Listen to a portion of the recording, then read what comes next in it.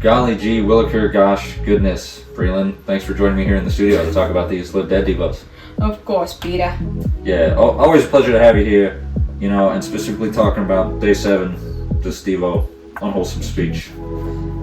Two things encompassed in unwholesome speech are degrading others and profanity. And I know that part of your testimony is actually getting right with profanity. I was wondering, could you tell us something about that?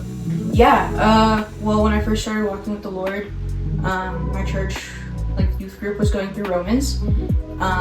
So we just, were digging into it. And I don't know if you've ever read Romans, but in chapter 3, there's a verse talking about, bitterness and cursing and how, people's mouths were full of that. And something about that verse just, hit me.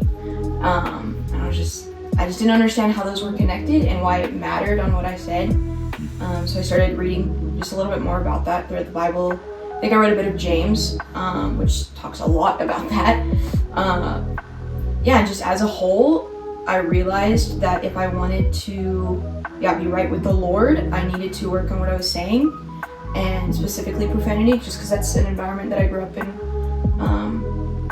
Where I would say a cuss word almost every sentence. And that's just kind of how I was raised, and it was fine.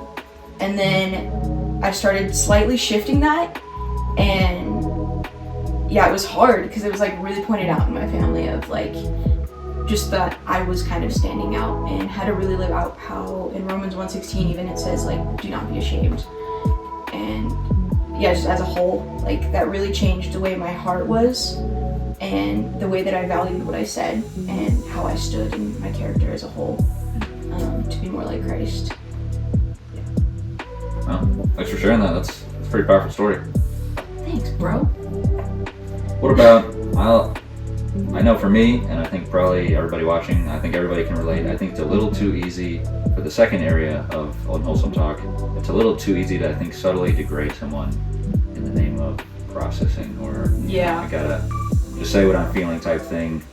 Why do you think we're so prone to that, and how can we transform that into a genuine concern for somebody? I think a lot of that goes to envy and jealousy and things like that. Kind of goes to your heart posture a lot of why is this something that's bugging you? Are you just slightly annoyed that they did this, or is that becoming more of just a pattern where anytime someone does this one thing, you're just frustrated at them? And I think that goes a lot back to where are you with that thing?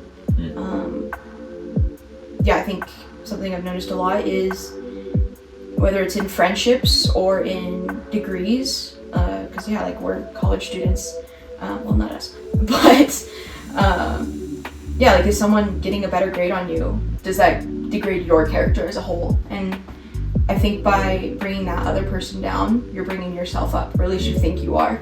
So I think that's really a root of it.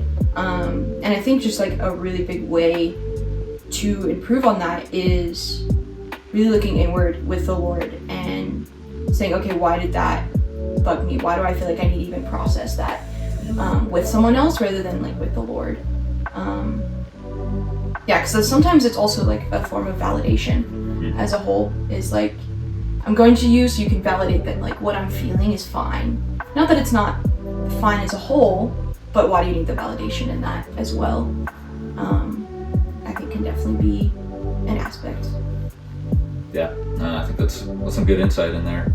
What about a very practical question of how should we as believers respond when someone is degrading another to us? We're the ones that they're processing with.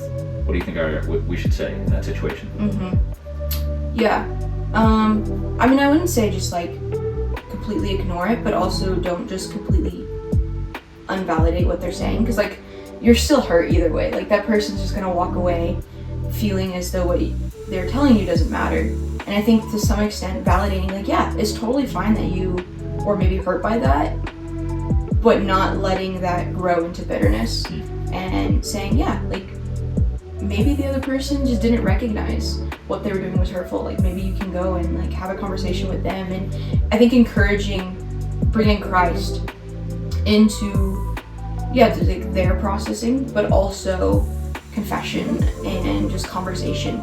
Because I think a lot of the time when we're processing with someone else, our goal isn't to then go and process with the person that hurt us. So I think encouraging that person to go to the one that hurt them, but also looking inwards and encouraging that person to question why that hurt them, and first processing it with themselves and the Lord, to ideally go into confession or just further conversation with the other person, because I think that can be powerful for the friendship as a whole, or the environment as a whole, whether it's just like a coworker even. I think that's a pretty practical step. Also read James, because that will convict you. No, fair enough. James is very convicting, and I think that's good. Yeah, like taking it to the person that hurt you, just like directly going to them. I think that's good. Thinking it, like praying ahead of time, processing why am I hurt, and like, okay, now I can tell this person. And like explaining. Yeah, I think that's good.